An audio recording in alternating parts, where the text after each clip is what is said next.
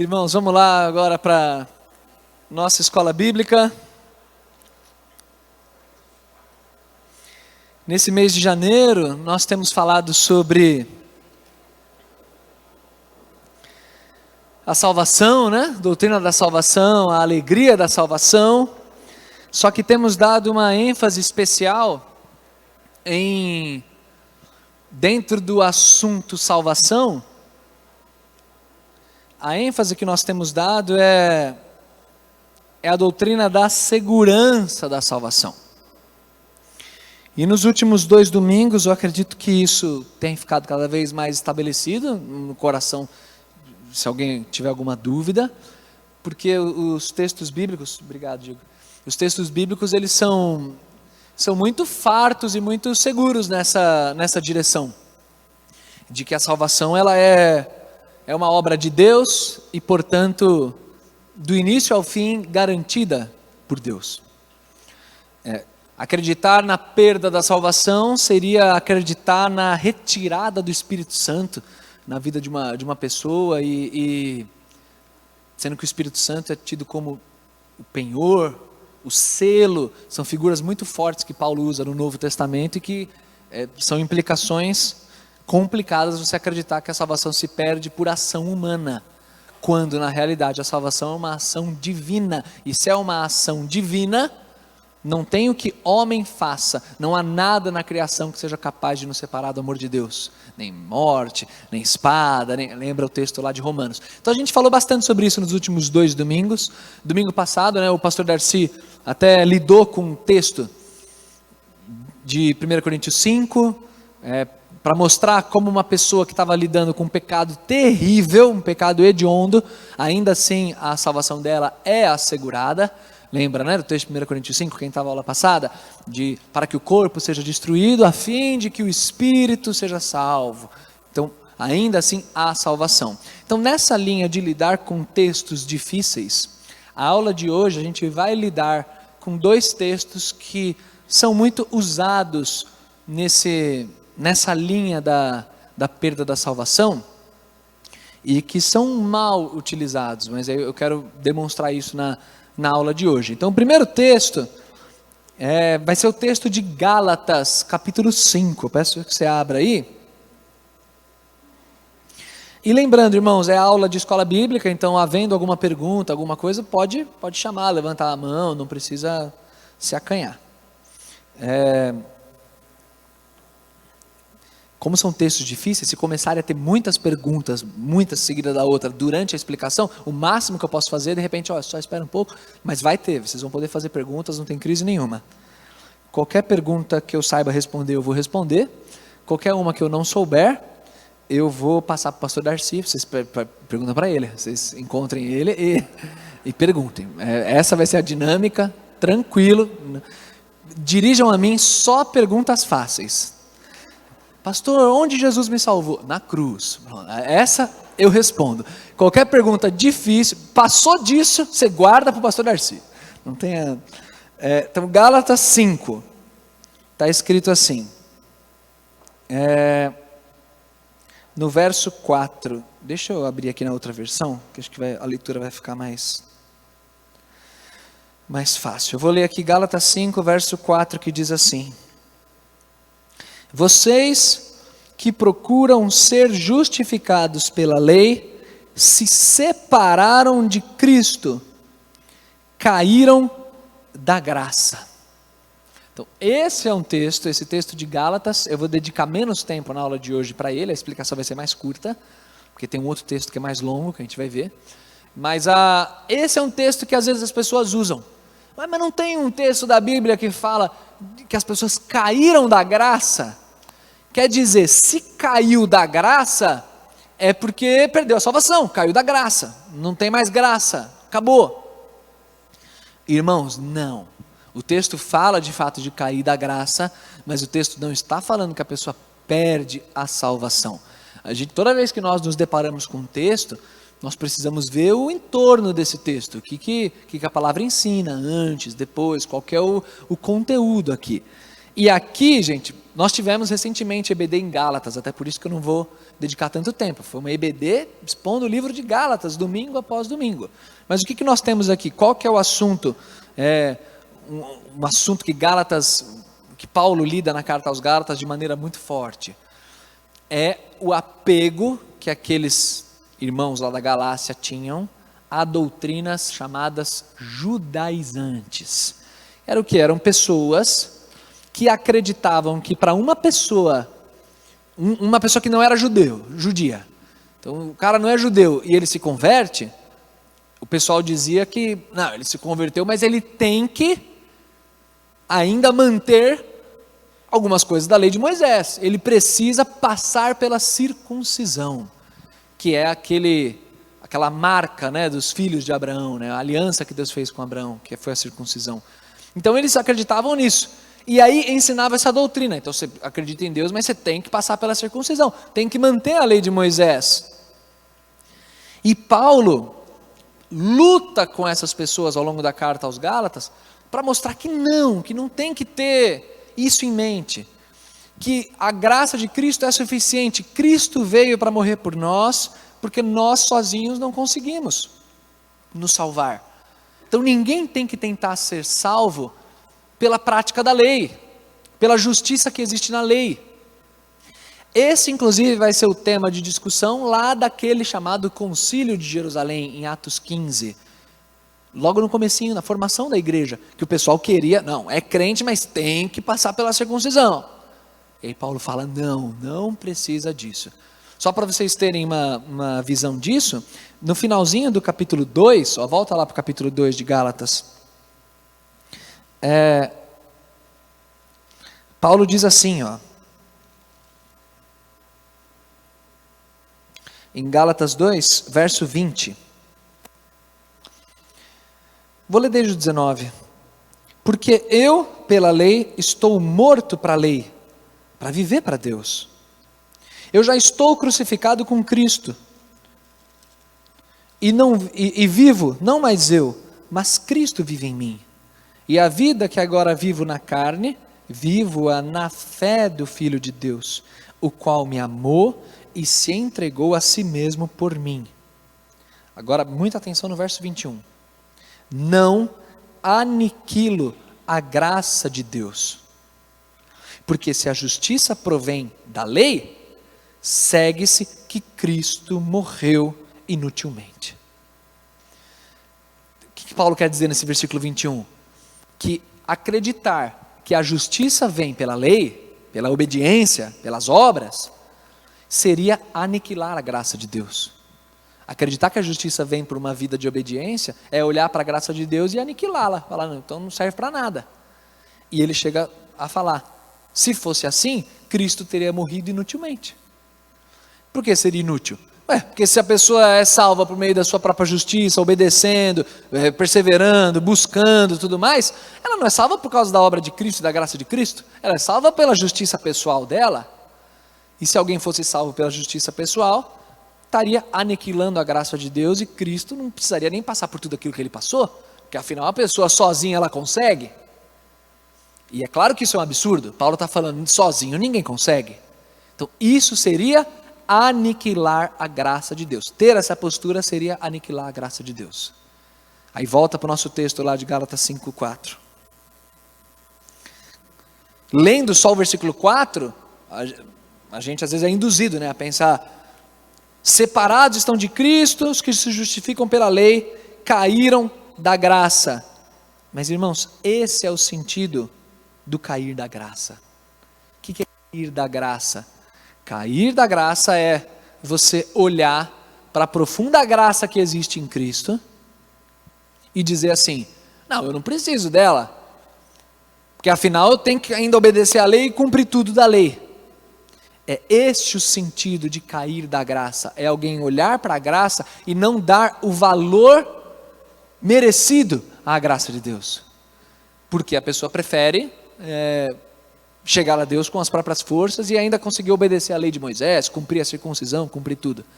É por isso que no versículo anterior, que é o 3, ele fala assim, mais uma vez, declaro a todo homem que se deixa circuncidar, que ele está obrigado a cumprir toda a lei.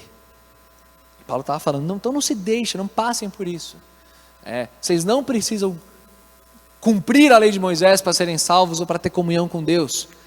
Cristo cumpriu a lei de Moisés. Cristo morreu. Cristo ressuscitou. É a graça de Cristo. Quem não está indo por esse caminho, está caindo da graça. Está aniquilando a graça. Está desprezando a graça. É nesse sentido. Então, cair da graça não tem a ver com perdeu a salvação. Tem a ver com um entendimento doutrinário ruim. Paulo fica tão indignado com esse assunto, mas tão indignado, que ele chega ao ponto de desejar que aqueles que ficam querendo fazer as pessoas se circuncidarem, Paulo fala assim, quem dera eles se mutilassem. Parem de perturbar o povo de Deus, então vocês arranca tudo. É isso que Paulo fala, é literalmente isso, na carta aos Gálatas. Parem de perturbar o povo de Deus de maneira doutrinária. É a graça de Deus que impera. Confiar na lei é desprezar a graça. Então esse é o sentido do cair da graça. Não é perda de salvação ou algo do gênero, tá? Dito isso sobre Gálatas, para a gente não ficar tanto tempo só em Gálatas, porque a gente já teve EBD de Gálatas, quero convidar os irmãos a abrirem a Bíblia num texto tranquilo, texto fácil. Hebreus capítulo 6. Abram aí. Hebreus capítulo 6. Eu estou brincando aqui, obviamente, chamando o texto de texto tranquilo, texto fácil. E enquanto os irmãos abrem, é importante eu mencionar o seguinte. Quando a gente se depara com um texto difícil, e existem textos difíceis na palavra de Deus, a gente precisa ter humildade de entender que esse é um texto difícil e servos de Deus, crentes de verdade, pessoas piedosas, já interpretaram esse texto de maneira diferente entre si. Não significa que, está todo mundo certo porque o que importa é o amor. Lógico que não é isso. Existe uma interpretação que está certa e existe uma interpretação que está errada. Mas o ponto que eu quero dizer é assim, não crucifiquem um irmão, um pastor, um teólogo, por de repente defender uma posição num texto difícil que seja diferente da sua. Até porque Jesus já foi crucificado por nós e ninguém tem que ser crucificado por ninguém. Quando a gente lida com um texto difícil, a gente precisa ser honesto com as dificuldades do texto e entender quais são as possibilidades de interpretação aqui. Tem essa possibilidade, tem essa. Então, isso faz parte de lidar com qualquer texto difícil. Isso não é só privilégio de Hebreus 6. Então, o que eu quero dizer com isso? Que teólogos diferentes, às vezes, chegam a conclusões diferentes nos textos que são mais difíceis de interpretar. Então, talvez a posição que eu vou defender aqui, de repente, não seja a posição que te agrade mais. E ok quanto a isso. Talvez a minha posição não seja a posição de outros teólogos, outros pastores. Então aqui eu vou falar por mim. Sou eu que estou dando aula hoje. Meu nome é Bruno, então o Bruno vai falar pelo Bruno. É uma aula. A aula é uma dinâmica diferente. A aula enfim, interações, e faz parte. Então eu só estou fazendo essa introdução para a gente ter o coração no lugar aí, tá bom? Então Hebreus 6, quero fazer a leitura desde o versículo 1, vamos ler do versículo 1 até o versículo 9. Diz o seguinte o texto: portanto, deixemos os ensinos elementares a respeito de Cristo e avancemos para a maturidade, sem lançar novamente o fundamento do arrependimento de atos que conduzem à morte, da fé em Deus, do ensino a respeito de cerimônias de purificação com água, da imposição de mãos, da ressurreição dos mortos e do juízo eterno. Isso faremos se Deus o permitir. Ora, com respeito àqueles que uma vez foram iluminados, provaram o dom celestial, tornaram-se participantes do Espírito Santo, experimentaram a bondade da palavra de Deus e os poderes da era que há de vir, mas caíram. É impossível que sejam conduzidos novamente ao arrependimento, pois estão crucificando para si mesmos o Filho de Deus, sujeitando-o à desonra pública. Pois a terra que absorve a chuva que cai frequentemente e dá colheita proveitosa àqueles que a cultivam, recebe a bênção de Deus. No entanto, a terra que produz espinhos e ervas daninhas é inútil e logo será amaldiçoada. O seu fim é ser queimada. Amados, mesmo falando dessa forma, estamos convictos de coisas melhores em relação a vocês, próprias da salvação. Esse é um texto difícil. Mas não é o único texto de Hebreus que é difícil. Hebreus é um livro difícil. Hebreus é um livro muito profundo. Para falar sobre esse texto, antes de entrar no detalhe desse texto, a gente precisa falar sobre a carta de Hebreus e a gente precisa fazer e eu preciso dar uma palavra de atenção aqui. Primeiro vamos falar sobre a carta de Hebreus, depois a palavra de atenção.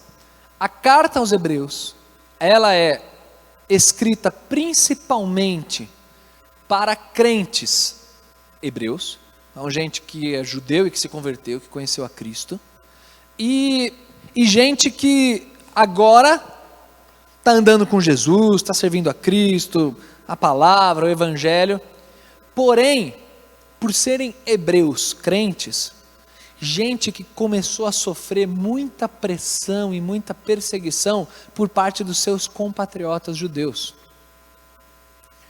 Gente que está sentindo na pele a dificuldade de ser firme na fé. Porque, pensa comigo o seguinte, Jesus morre nas mãos de Roma, então Roma não olha com bons olhos cristãos, os interpreta como gente que está adorando uma pessoa no lugar do imperador, e os judeus olham com péssimos olhos os cristãos no primeiro século, porque os cristãos eram vistos pelos judeus como sendo pessoas que se desviaram da fé de Abraão e estão chamando de Messias alguém que não é o Messias. Os judeus estavam enxergando assim, esse aí não é Messias não, isso aí é heresia. Nós temos o templo, os sacrifícios diários, nós temos aqui toda a estrutura da religião judaica, e esses camaradas estão pregando um Cristo que não é Cristo. Então havia pressão sobre os cristãos. E especialmente no caso dos cristãos judeus, os judeus que já haviam conhecido a Cristo, eles tinham que lidar muito com essa pressão de serem marginalizados, de viverem nesse ostracismo religioso. Eles estão lá à parte de tudo. Então, para muitos, era tentador voltar às origens e acreditar na religião judaica e ceder à pressão, porque a perseguição mais forte que teve no primeiro século veio das mãos de judeus. Eram judeus querendo matar Paulo, lá no livro de Atos. Eram judeus que faziam pressão contra esses crentes hebreus.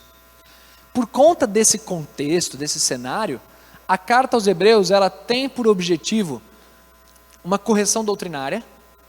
Então, se você lê Hebreus de cabo a rabo, você vai ver que a carta tem por objetivo mostrar como Cristo é superior à lei de Moisés, ao sacerdócio de Arão.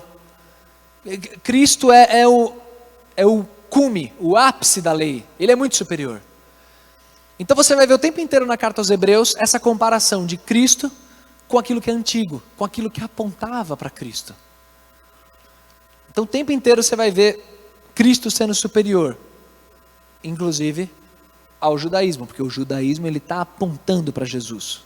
Então, Hebreus é uma carta muito doutrinária, ela é muito difícil por conta disso. Só que as cartas do Novo Testamento, elas não são escritas assim, deixa eu fazer um trabalho de mestrado em teologia e vou escrever aqui um tratado. Não é assim. As cartas do Novo Testamento, elas nascem de situações específicas. Elas têm um objetivo prático. Então, uma carta altamente doutrinária como essa, ela tem um objetivo prático, não é só ficar discutindo doutrina. E qual que é o objetivo prático? É fazer esses irmãos perseverarem, não voltarem atrás e continuarem com Cristo, a não darem ouvidos àquilo que é mais cômodo, àquilo que é mais fácil, que é voltar à sua religião estabelecida. Por causa disso, essas partes doutrinárias, elas vão ser temperadas com 5 grandes advertências ao longo da carta aos Hebreus. Capítulo 2, capítulo 3, capítulo 6, capítulo 10, que no meu ponto de vista é a mais forte, e no capítulo 12. Você vai ter 5, então assim, ele fala de doutrina, Cristo é superior, não sei o que, não sei o que, não sei o que.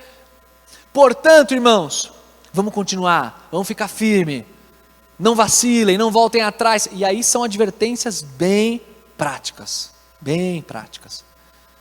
Então essa aqui de Hebreus 6 é uma dessas advertências. Só que esse texto é muito famoso por ser mal utilizado como um texto que defende perda de salvação. E é por isso que eu estou abrindo esse texto com vocês. Agora, dito isso sobre a carta aos Hebreus, esse panorama só para todo mundo ficar na mesma página e entender o contexto, eu preciso dar uma palavra de alerta. E a palavra de alerta é a seguinte: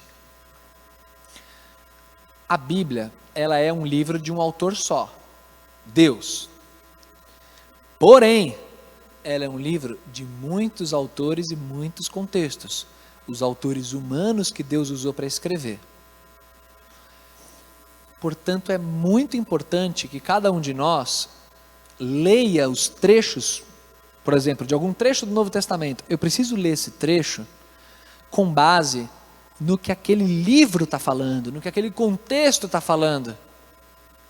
Eu preciso, às vezes, resistir a algumas perguntas que eu faço, porque eu estou pensando na unidade da Bíblia como um todo. Eu estou pensando em outros trechos, e às vezes eu acabo misturando esse com aquele outro, e aí eu venho com perguntas, que aí essa é a minha palavra de alerta, perguntas que o texto não tem por objetivo responder, porque não é o assunto. Eu vou dar um exemplo disso. Clássica pergunta que eu já ouvi 1 milhão de vezes. Pastor, Salomão foi salvo? Salomão foi para o céu? Essa é uma pergunta que o autor do livro de Reis, quando contou a história de Salomão, quando tem todo aquele registro, ele não tinha por objetivo, ele não estava lidando com essa pergunta. Essa questão de céu, salvação eterna, isso vai ficar muito claro e revelado no Novo Testamento. Isso é material de Paulo, lidar com justificação pela fé, o destino eterno. Isso não está no objetivo, no assunto, no escopo do autor do livro de Reis. O autor do livro de Reis, ele está contando a história de Salomão, está contando os desvios de Salomão. E ele está contando dentro daquele contexto, de mostrar como a monarquia de Israel foi se desviando, e como a idolatria foi a base para a divisão do reino. O objetivo dele é esse. Então, é esse o ponto de alerta que eu estou trazendo, quando você precisa ler o texto, pensando no objetivo que aquele texto tem. Essa não era uma pergunta que o autor de Reis lidava. Então, é perigoso eu ficar trazendo perguntas e coisas do todo da revelação para textos específicos, porque eu corro o risco de ficar forçando algumas coisas no texto que não estão lá. O autor de Reis não lidou com o destino eterno de Salomão. Por que eu vou lidar? Mas a ovelha é insistente. Pastor, muito legal isso que você falou, viu? Achei muito bonito. Fez todo sentido. Mas Salomão está no céu? A ovelha insiste. Irmãos, quem sabe é Deus. Minha opinião sobre isso? Vale quanto a minha opinião sobre isso? Eu Acredito que sim. Eu acredito que Salomão está no céu, que Salomão é crente. Eu teria muita dificuldade de imaginar livro bíblico escrito por um descrente. Eu acredito que Salomão é crente, apesar de tudo que ele viveu, todos os desvios que ele teve. Mas assim, então vamos começar essa discussão, a gente pode ir longe, mas ele fez isso, fez aquilo, papá. Não é o assunto do livro de Reis. Então, esse é o alerta que eu quero deixar. É perigoso quando a gente mistura as coisas. Então, dito isso, a gente precisa focar no livro de Hebreus. A gente traz essa discussão, termos que os irmãos já ouviram, né? Calvinismo ou arminiano, calvinista ou arminiano, Hebreus é calvinista ou arminiano, mas nem existiam essas coisas na época que Hebreus foi escrito. Aí ele fala você está pensando com a cabeça de um teólogo sistemático, que é aquele teólogo que lida com os temas bíblicos. Aqui há a perda da salvação. O objetivo do autor de Hebreus não era discutir academicamente se a salvação se perde ou não. Qual que era o objetivo do autor de Hebreus? Era advertir aqueles irmãos. Gente, não brinquem com Deus. Vocês continuem firmes. Vocês continuem firmes, porque quem cai, a mão de Deus pesa. A mão de Deus pesa, vocês estão lidando com coisa séria. Continuem firmes. Esse era o objetivo do autor de Hebreus. Mas tudo bem, a gente traz as nossas perguntas. Então vamos lidar com esse texto. É um texto difícil. Por que ele é difícil? Porque ele começa no verso 4 dizendo de pessoas que já foram uma vez iluminadas, provaram o dom celestial e se tornaram participantes do Espírito Santo. Quer dizer, ele dá uma descrição cheia de adjetivos. Pessoas que provaram a palavra de Deus, as virtudes do século futuro. Só que aí no verso 6 fala, e caíram. É impossível que essas pessoas sejam outra vez renovadas para arrependimento. Então aí você fica, eita. Então gente que é crente, caiu, e não tem como se arrepender de novo. Isso é difícil, isso é uma coisa, então perdeu a salvação. Aí em seguida você continua e vê que o fim dessa pessoa, no verso 8, a pessoa que produz espinhos e abrolhos, é ser reprovada, ela é amaldiçoada, e o seu fim é ser queimada. Aí vem o tal do teólogo sistemático, que eu estou falando para vocês, que é quem lida com os outros temas da Bíblia. E faz aquela associação rápida e perigosa. É fogo? Falou de fogo? Onde tem fogo? Fogo é inferno. Fogo é inferno. Quando fala que é ser queimado, é inferno. Só que a palavra inferno nem aparece aqui, o texto não fala sobre isso, mas é o que? É o nosso gatilho rápido de associar coisas, ao invés de tentar interpretar o texto dentro do assunto do texto, do contexto. Mas esse é um texto difícil, ele é um texto difícil, eu preciso reconhecer. Eu tenho certeza que vocês têm perguntas que eu vou suar, eu vou chorar por dentro. Vocês vão me ver sorrir, mas eu vou estar chorando por dentro, porque é um texto difícil. Qual que é a posição, a primeira posição a ser apresentada aqui? É essa que eu acabei de mencionar. A descrição é de pessoas que são crentes, pessoas que caíram, que passaram pela chamada apostasia. Parênteses aqui, a palavra apostasia não aparece em Hebreus 6 aqui nesse texto. O verbo, de se afastar, o apostatar. Mas aparece nas advertências de Hebreus, a gente vai abrir, daqui a pouquinho inclusive, lá no capítulo 3, por exemplo, aparece. Então seria o quê? Essa é a posição chamada de arminiana. Pastor, eu não conheço muito esses termos. Não precisa, aqui eu estou falando para quem já conhece. Essa posição seria chamada arminiana, que é o quê? É um crente, então o texto fala de crentes que caíram. O que é cair? Cair é cair, o cara pecou, fez um monte de coisa errada, rejeitou Cristo, olhou para trás, se afastou. Essa pessoa que caiu, ela não pode ser renovada para arrependimento, ela perdeu a salvação, e o fim dela é ser queimada, é o quê? É o inferno. Então, essa é a primeira posição que eu quero apresentar para vocês. Tem irmãos em Cristo que acreditam nisso, eu preciso respeitar, são irmãos em Cristo, acreditam em perda de salvação, estão errados, é o que a gente está defendendo aqui, estão errados doutrinariamente, mas são irmãos em Cristo, não é para ser rejeitado, apedrejado, nem nada disso. Essa é uma primeira posição. Então, esse é um texto clássico arminiano, é esse texto aqui. Arminiano adora esse texto, porque aqui ó, caiu, perdeu a salvação. Existe uma outra posição clássica sobre esse texto, que é a posição calvinista. Pastor, não sei o que é esse termo. Livramento seu. Não precisa nem... Não sei o que é arminiano, o que é calvinista. É melhor, na internet só tem briga sobre isso. Mas, lógico, pode estudar a teologia, é uma benção. Eu estou brincando, falando que é livramento.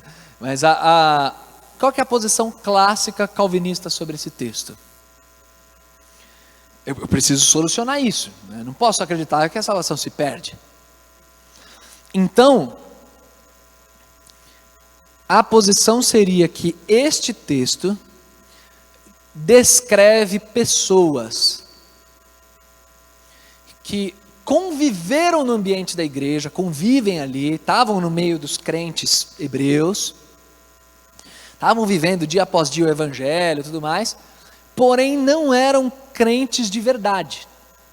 Então são pessoas que... Então toda essa descrição de ser iluminado, provar o dom celestial, provar da boa palavra de Deus, tudo mais, tudo isso descreveria uma pessoa que viveu o ambiente da igreja de Cristo, mas que não é um crente de verdade. Então essa pessoa, ela caiu. Aí o que é cair? Cair é a mesma coisa da posição anterior, é apostatar, é rejeitar Cristo, é falar, eu não quero saber disso. E aí, portanto, se ela foi uma pessoa que provou muito da palavra de Deus e apostatou, essa pessoa já não tem nem possibilidade de arrependimento, porque ela já experimentou tudo, nunca se converteu de verdade, então ela caiu. Aí quando fala, o fim dela é ser queimada, é realmente a destruição, ela não é salvação eterna, é inferno e acabou. Qual que é a diferença entre as duas posições? A parte final é igual, né? O que é apostatar, o destino, o que é o inferno, tudo isso é igual. Qual que é a parte que diverge? Na posição, a primeira que eu apresentei, ela entende que são crentes de verdade, que estão perdendo a salvação. Isso é um baita problema. Por quê? Porque a salvação não se perde. Então qual que é o problema dessa posição? Salvação não se perde. Esse é um baita problema. Agora a segunda posição. Ela entende que não são crentes de verdade. E que vão terminar destruídos no inferno e tal. Porque estava entre nós, mas não era dos nossos. Mas essa posição também tem problemas. Ela também tem problema. Ela tem mais de um problema. O primeiro grande problema dessa posição é lidar com a impossibilidade de arrependimento. Então, tipo, como é que uma pessoa, se ela nunca foi salva, quando que o copo enche tanto a ponto de já não ter mais possibilidade de se arrepender?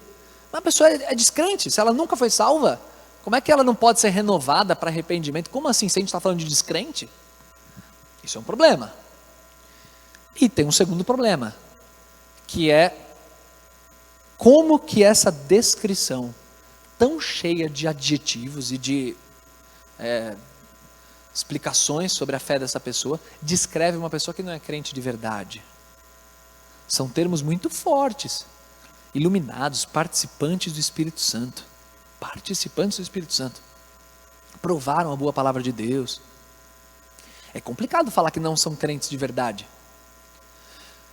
Então, pastor, a primeira posição tem um problemão. Tem. É enorme, muito maior do que o da segunda. Mas a segunda posição tem problema também? Tem problema. Pastor, tem alguma posição, alguma outra que você me apresente que não tem problema? Não tem. Eu vou te apresentar uma outra posição. Mas isenta de problemas? Não tem.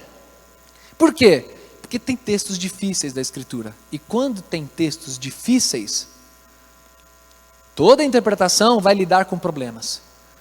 Existem várias interpretações de Hebreus 6. Eu não vou fazer um catálogo de todas aqui, porque realmente são muitas. E tem posições que precisaria de 50 minutos para explicar o que o cara quis dizer com aquilo ali. Que é isso que ele está falando? Meu Deus. Então tem isso também. Mas vamos passo a passo entender aqui. Vou te apresentar uma posição, minha posição, que tem problema também. E você pode discordar, faz parte. Eu só não vou olhar na sua cara depois. Não, brincadeira. Pode discordar, estou brincando. Hebreus 6. Gente, não é minha essa posição, tá? Essa posição existe. Quando eu vejo essa descrição do versículo 4 e do versículo 5, em nome de se defender um sistema, eu não consigo olhar para isso e falar que esses camaradas são descrentes. A descrição é muito forte. É especialmente forte quando fala de participantes do Espírito Santo. Esse termo, participantes, o termo grego que é usado aqui, ele é o mesmo termo que aparece no capítulo 3, no versículo 1. Olha o capítulo 3, versículo 1. Por isso, irmãos santos, participantes da vocação celestial, considerai a Jesus Cristo, apóstolo e sumo sacerdote da nossa confissão. O mesmo termo participantes. E aqui no versículo 1 não deixa dúvida, porque ele chama irmãos santos, participantes da vocação celestial. Então eu não consigo conceber que em Hebreus 3, versículo 1 é crente, porque está claro que é crente, irmãos santos, participando da vocação celestial, e em Hebreus 6 é descrente, eu não consigo conceber isso. Seria muito mais fácil defender a posição de que são descrentes, que estavam só no meio da igreja, e apostataram, quer dizer, rejeitaram e por isso estão destruídos. É uma posição muito mais fácil, a aula acabaria inclusive muito mais cedo. Não, é isso e acabou. É mais fácil. Vocês vão ver pastores, pregadores na internet defendendo essa posição. E são homens sérios, homens inteligentes. Eu respeito muito. Só que eu não consigo imaginar que em Hebreus 3 é crente e Hebreus 6 é descrente. Para mim é claro que se trata de crentes. A coisa fica, entre aspas, pior quando você vê no verso 12, que falando com esses crentes, está escrito assim: cuidado, irmãos, para que nenhum de vocês tenha coração perverso e incrédulo, que se afaste do Deus vivo.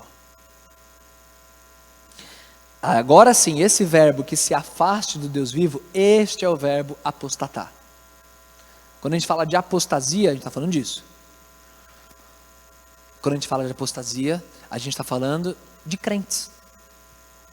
São os crentes aí, que ele chamou de irmãos santos, participantes. Então é o crente que está se afastando do Deus vivo. Pastor, crente pode se afastar do Deus vivo? Mas gente, olha o tamanho da Bíblia, tanto de orientação que tem. Se fosse, você se converte automaticamente não peca mais, não precisaria nem de tanta carta te dando orientações e falando, seja santo, obedeça aqui e ali. Não precisaria? Então é claro que pode. Quando Paulo fala de apagar o Espírito, que é abafar a voz do Espírito na sua vida por causa dos pecados, por causa das decisões erradas.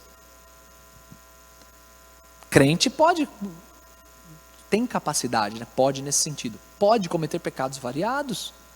Tem capacidade para isso, tem capacidade de ter erros doutrinários, tem capacidade de cometer atrocidades como ter relação sexual com a própria madrasta, que é o que a gente viu domingo passado. Crente, a natureza pecaminosa ainda está aqui. Então a carta aos Hebreus é para incentivar, não se afastem do Deus vivo. Então volta lá para o capítulo 6. Então pastor, se esse texto se trata então de crentes verdadeiros, você está afirmando que são crentes verdadeiros? São crentes verdadeiros. Então o que significa cair e impossível ser renovado para arrependimento, porque assim estariam crucificando de novo o Filho de Deus e expondo a vergonha. Aí eu defendo que dentro do contexto de Hebreus, este cair significa flertar novamente e voltar novamente aos fundamentos do judaísmo, que é o que o autor de Hebreus está querendo que os caras não façam. Porque Cristo é superior a Arão, Cristo é superior a Moisés, como ele defende. Que o sangue de animais não é suficiente, que Cristo é quem é suficiente para salvar. Então, a definição de cair seria voltar ao judaísmo. Não façam isso, perseverem. Até mesmo porque lá, dentro do judaísmo, dentro desse sistema ao qual vocês estão querendo voltar, ali não há arrependimento. Ali não tem como voltar até arrependimento. Ali é como se você estivesse crucificando Cristo de novo. Porque você está voltando no tempo para coisa que já passou. Cristo já foi crucificado, Cristo já renovou tudo. Ali não dá para se arrepender, ali você está crucificando Cristo de novo. Retroceder para lá não te leva a lugar nenhum. Então é nesse sentido cair. É esse o pecado que o autor de Hebreus quer que eles evitem de fazer.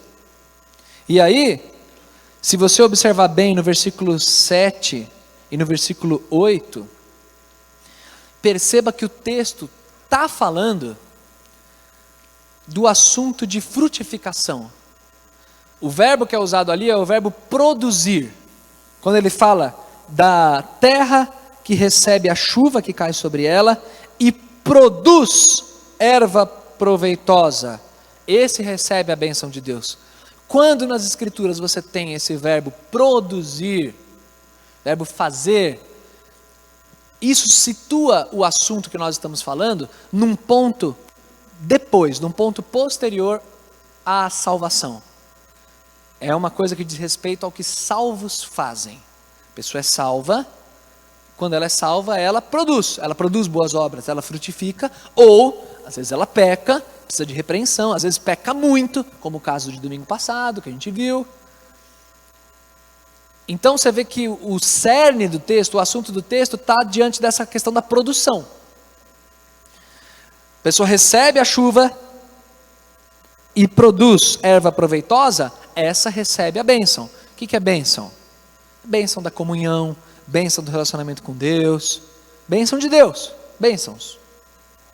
Mas, no verso 8, a que produz espinhos e abrolhos, essa é reprovada. E perto está da maldição. Seu fim é ser queimada. Pastor, como que você lida com a palavra maldição e a expressão seu fim é ser queimada? Se o texto está falando de crentes. A palavra maldição, ela está sendo usada simplesmente em oposição à palavra bênção do versículo anterior. Maldição é o contrário de bênção. É só isso. Quem produz, quem frutifica para Deus é abençoado. Quem faz coisa errada, crente que não produz erva boa, mas produz erva daninha, espinho, abrolho, essa pessoa não recebe bênção, recebe maldição.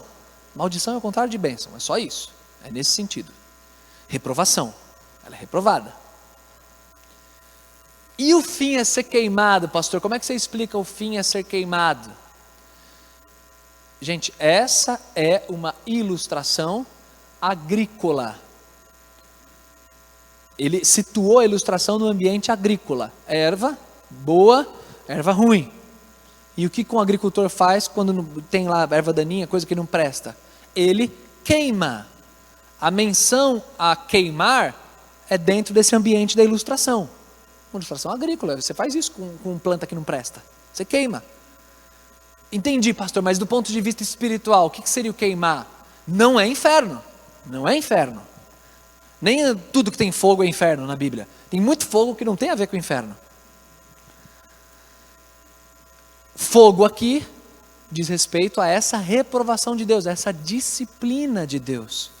A mão de Deus pesando sobre esse pecador que está se afastando do Deus vivo para dar ouvidos a fundamentos anteriores que exatamente nesse livro ele está combatendo, está falando, não façam isso, não pequem contra Deus, não errem doutrinariamente, não se afastem. Se você fizer isso e cair,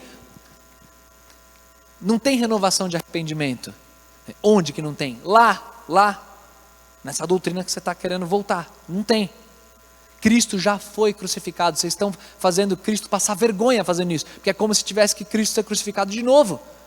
Por que crucificado de novo? Porque na época da lei de Moisés ainda se aguardava a vinda do Messias. Mas Cristo, o Messias já veio, já foi crucificado, já passou. Nesse sentido, o texto está falando, eu devo me preocupar com essa troca? Nesse sentido, o texto está falando sobre crentes que se afastam de Deus, voltando a rudimentos que não tem que voltar. E nesses rudimentos anteriores, você não tem arrependimento, você não tem nada. Ali, essa queda, ela é péssima para você. Aí é por isso que o versículo 9 fecha, dizendo assim, como é comum, inclusive, das advertências de Hebreus, e esse é um ponto importante a ser mencionado. Mas, de vós, ó amados, esperamos coisas melhores, e coisas que acompanham a salvação, ainda que assim falamos. É muito bonito ver que no livro de Hebreus, o autor, ele fala doutrina, advertência, mas depois da advertência que ele arranca o couro nosso, dói, arde, ele sempre fala assim, mas no que diz respeito a nós, é coisa de salvação, são coisas melhores, a gente persevera, a gente continua. Na advertência do 10, que é duríssima também, ele fala também, mas a respeito de nós, a gente está na salvação, a gente está no bom caminho, e assim a gente tem que permanecer. Dito tudo isso, parte final da aula, deixa eu me preparar. Podem perguntar. Está aberta a pergunta, se alguém tem pergunta, Gui, ali no meio. Por favor, tem microfone ali para chegar no Guilherme? Fique em pé, Guilherme, por favor. Vai chegar o microfone aí.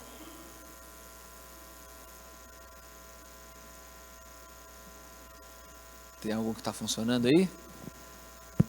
Aí.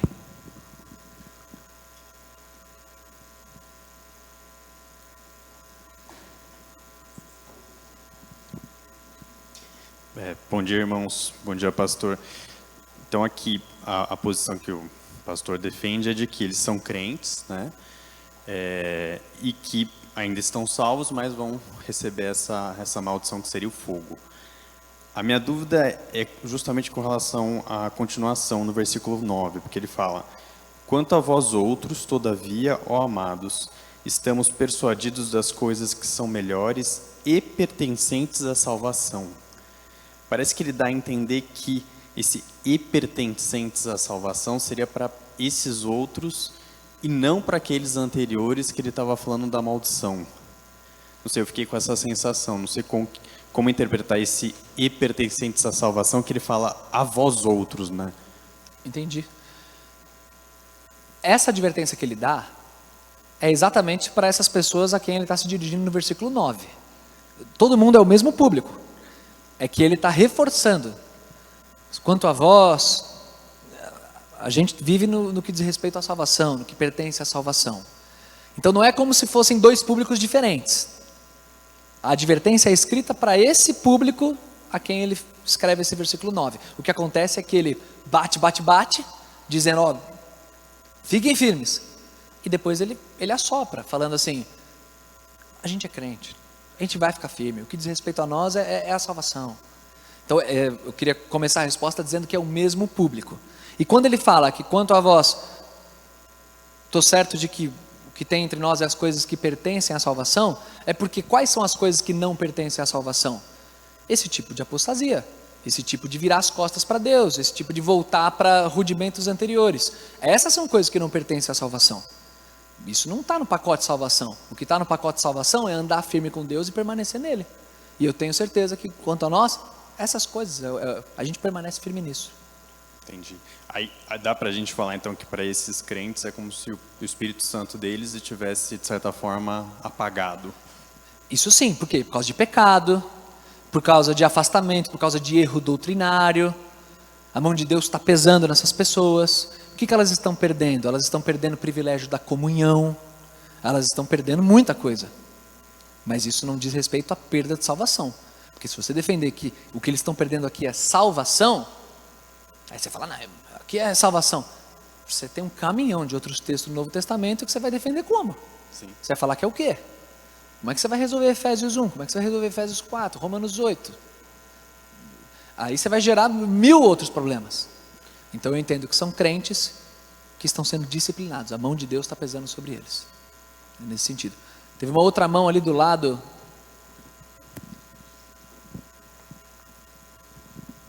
Bom dia, irmãos. Meu nome é Silvio.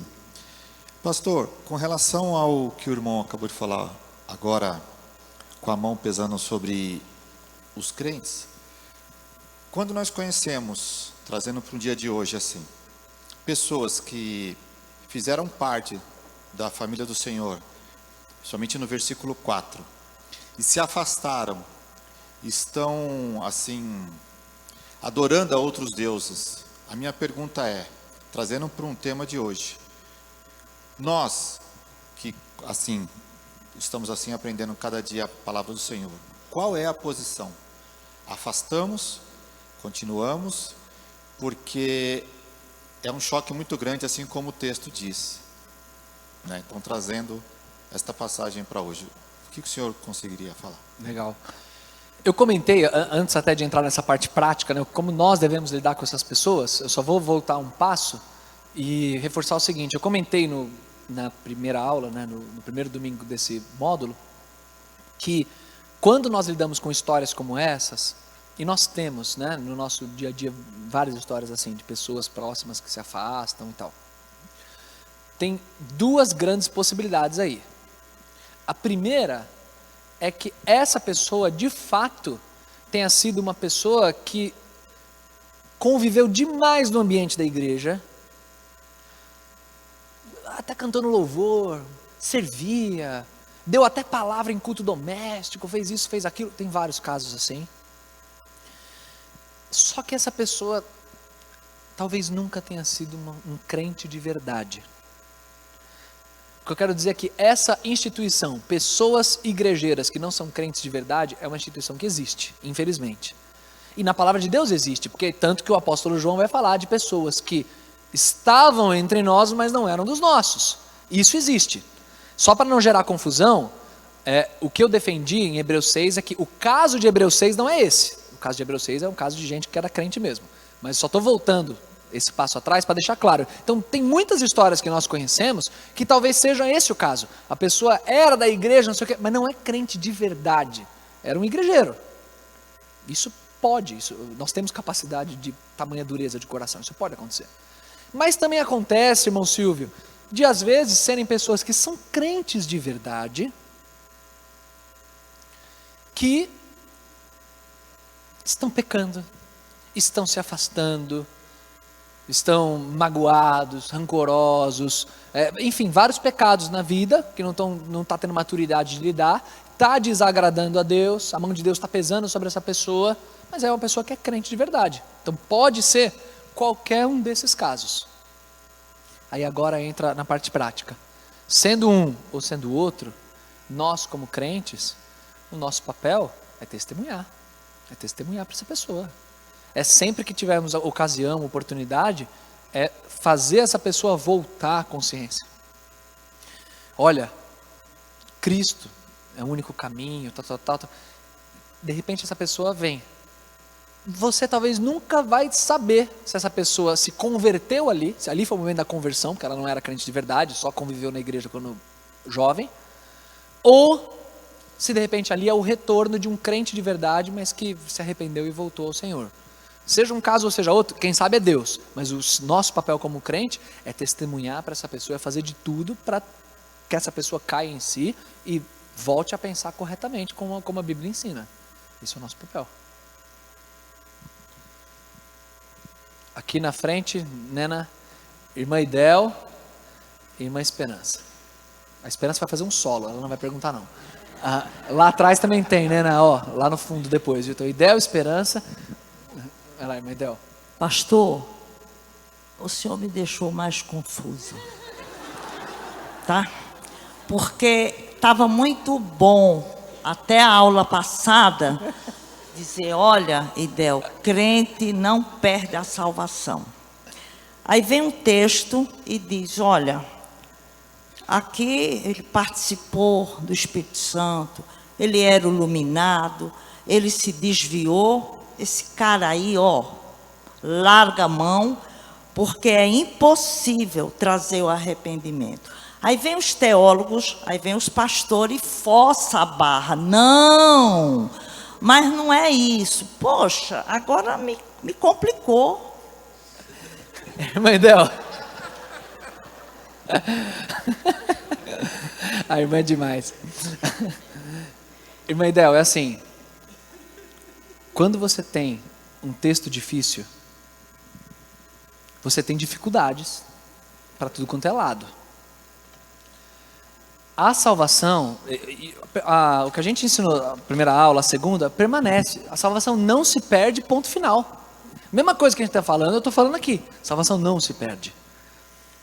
O crente pode pecar terrivelmente, como é o caso da aula passada, que o pastor Darcy ensinou, mas ele não perde a salvação. Então a gente está na mesma toada, a salvação não se perde.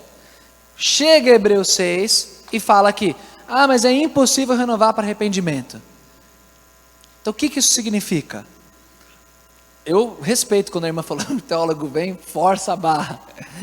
Eu entendo que no assunto da carta aos Hebreus, essa impossibilidade de arrependimento é lá no judaísmo, que esse irmão está querendo voltar para o judaísmo. Não, na carta aos Hebreus não fala? Não, o assunto da carta aos Hebreus é sobre isso, é sobre voltar ao judaísmo. É por isso que na carta aos Hebreus você tem o tempo inteiro a comparação de Cristo com Arão, Cristo com os animais, o tabernáculo, Arão com Melquisedeque.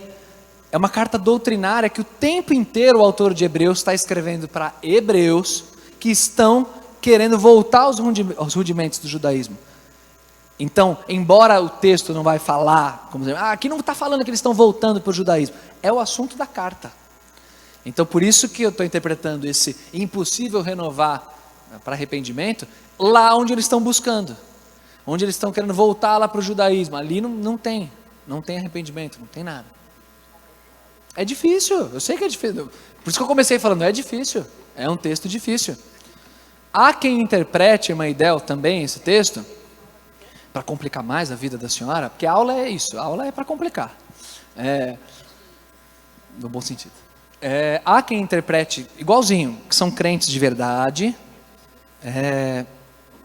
que caíram, e esse impossível renovar para arrependimento, há quem entenda isso como sendo assim, às vezes o crente chega em tamanho estágio de pecado, que ele cruzou tanto a fronteira do pecado, que por essa pessoa já não resta nem mais o que fazer. Assim. É o caso de Coríntios 5. É disciplina, morte, Deus tira de circulação e acabou.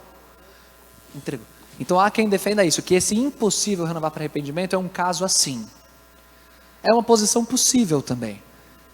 Eu entendo que não, eu entendo que esse impossível tem a ver com o retorno para o judaísmo. Agora, irmã Idel, difícil mesmo é alguém falar que o impossível é perda de salvação. Porque aí se falar que é perda de salvação, você vai ter um caminhão de problemas em outros textos. É isso que é a parte difícil. Mas é difícil. Obrigado, isso é 10, irmã Idel. Agora, irmãos, uma pausa para um solo da esperança. Não vai ter solo, não.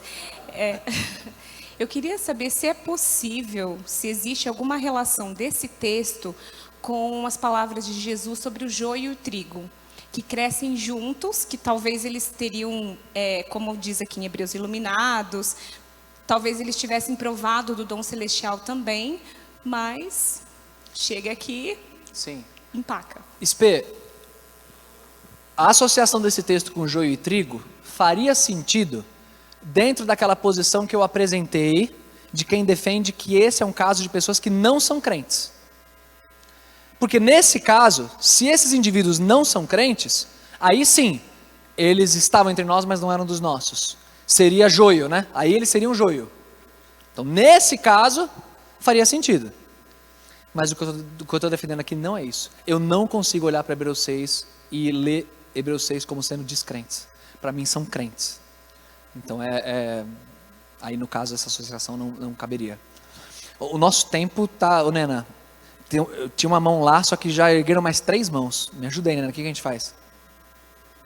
Então, são 3 perguntas. É a do fundo, é a do mamudo e tem uma outra mão aqui. São as 3 e fim de festa. Quem estava lá no fundo? Obrigado. As outras perguntas, irmãos, o pastor Darcy está logo mais voltando. Vocês têm o contato dele, procurem, tranquilo. Eu fiquei em dúvida em algumas coisas. Eu também, irmã. Tô com a cabeça enroladinha, sério. Olha, deixa eu falar.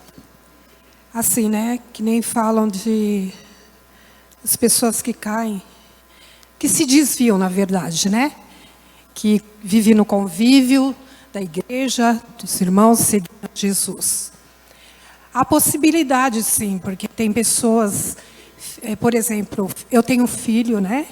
Que está desviado, tenho parentes, tenho vizinhos, mas eu creio muito, eu peço muito a Deus e oro por essas pessoas, porque eu creio que eles podem sim se arrependerem verdadeiramente. Se um dia eles tiveram um convívio, mas eles não tiveram um encontro realmente verdadeiro com Jesus, que eles podem vir a se arrepender verdadeiramente. E Jesus não vai perder os seus. Ele vai resgatar essas vidas, porque Ele não vai perder para o inimigo. E eu creio nisso. E a oração é muito importante, porque eu mesmo, particularmente, eu vejo as atitudes, a mudança na vida do meu filho, no coração dele. Então, não vamos deixar de pensar nisso, que a oração ela faz parte na vida dessas pessoas para que elas possam retornar verdadeiramente ao convívio de Cristo Jesus. É isso aí. Eu tenho isso que a irmã falou, é uma convicção clara e eu quero incentivar a irmã a continuar, sempre orando pelo filho, testemunhando, muito na direção do que eu falei para o irmão Silvio aqui. Eu tenho também pessoas que eu amo na minha família que não conhecem a Cristo e é meu sonho ver essas pessoas aos pés do Senhor. Então a gente não pode desistir dessas pessoas e continuar pregando para elas realmente. Esse texto de Hebreus 6 não diz algo em outra direção, não. É exatamente isso. A gente tem que continuar. Essa aula, irmãos, a gente está pegando um texto difícil, é uma aula que está lidando com temas difíceis. Se qualquer pessoa sair confusa, com dúvidas, eu acredito que isso faz parte de uma aula, é uma bênção, isso é bênção, que essas dúvidas, isso ajude a gente a buscar sempre mais, mas lembre-se, a gente continua aqui, tá bom? A aula acaba, mas vocês têm a mim como pastor, os outros pastores, outros irmãos da igreja para perguntar, a escola bíblica é isso mesmo, então esse movimento é abençoador, mas vamos continuar assim, testemunhando, pregando, a Bíblia ensina exatamente isso, tem que prosseguir.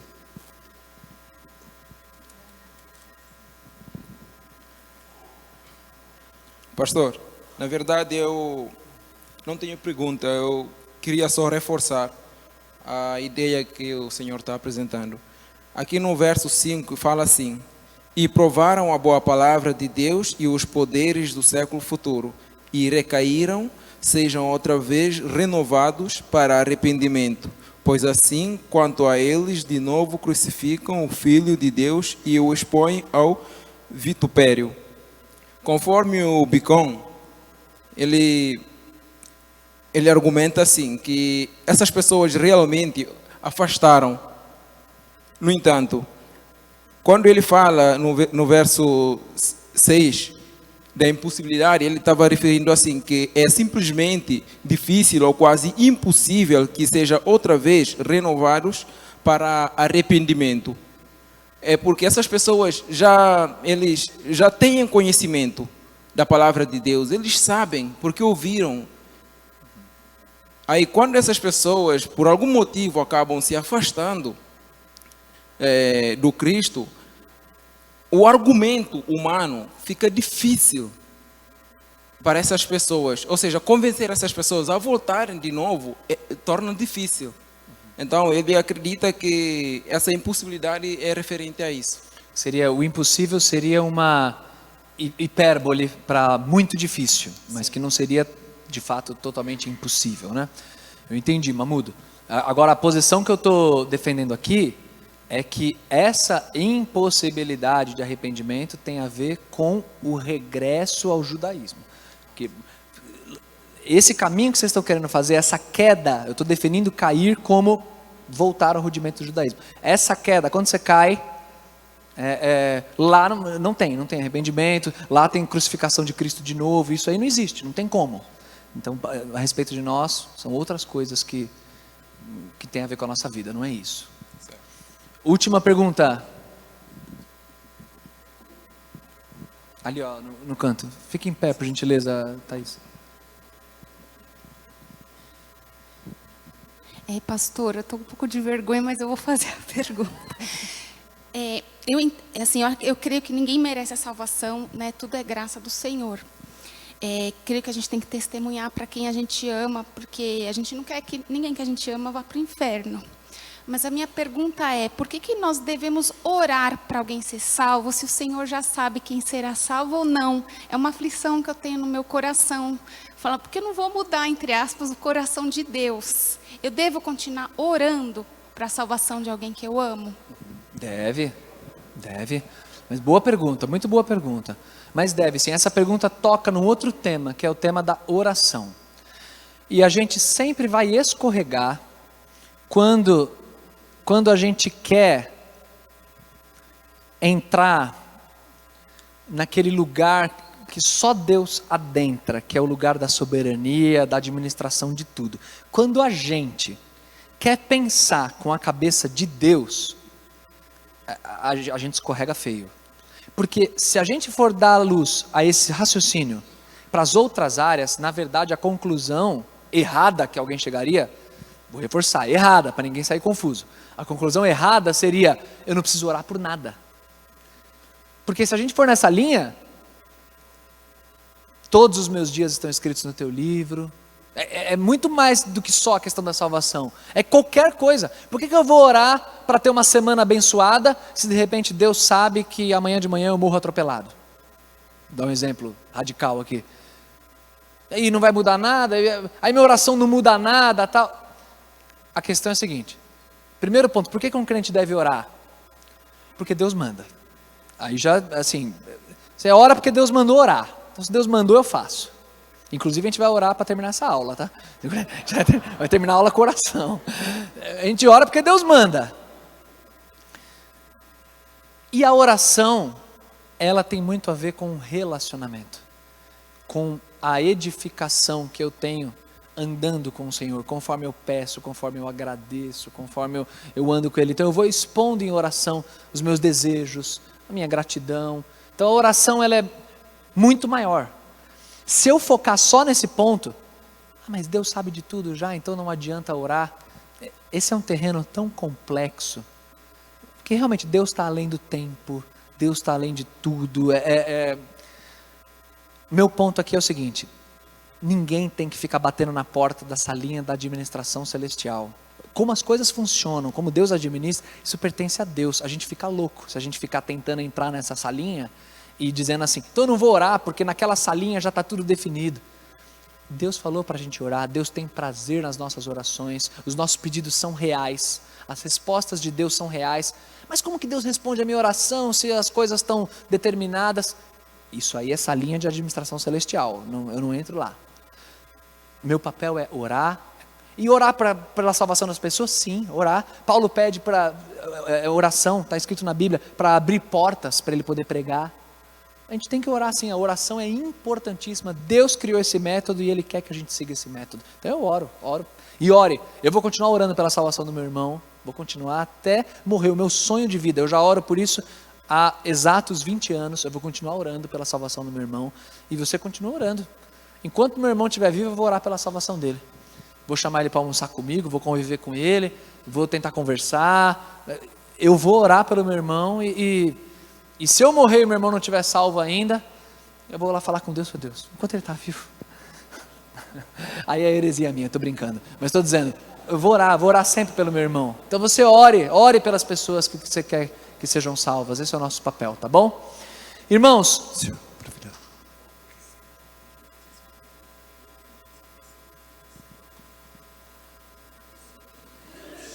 tá bom, sobre a perda da salvação? Ah não, isso aí está claro. Irmãos, vou reforçar antes de terminar em oração, que a posição nossa como igreja, diante da palavra de Deus, é o que temos definido aqui nesses domingos, é que a salvação ela não se perde. Essa posição nós temos como igreja, como batistas, como teólogos sérios espalhados aí pelo mundo. A salvação não se perde, essa posição é muito clara, muito bem definida. O que nós estávamos conversando das dificuldades é sobre o texto de Hebreus 6, que é um texto difícil, tá? Mas a posição da igreja, clara, é essa daí, salvação não se perde. Então vamos orar, terminando a nossa aula. Se você tem dúvidas, bem-vindo ao time, faz parte. Vamos continuar caminhando, convivendo e estudando a palavra de Deus. A palavra de Deus está aí para isso, tá bom? Nena, você ora para nós, por favor, terminando essa aula? Ore por nós.